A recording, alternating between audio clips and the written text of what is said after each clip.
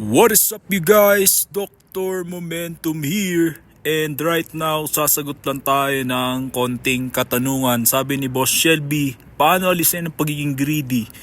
Instead, take profit, hold until negative. Give us the best way to avoid being greedy. By the way, nasa Baguio tayo. Napakalamig dito.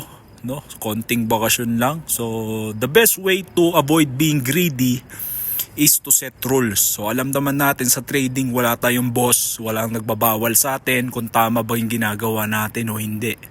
So by setting rules and setting stop loss, na-avoid natin yung pag-hold o pag-hope, no? Kasi pag wala tayong rules, prone talaga tayo sa pagkakamali. So gain ka na, biglang talo pa kasi nag-hope ka na mas malaki yung magiging gain mo. So if you set rules, make sure to syempre follow it.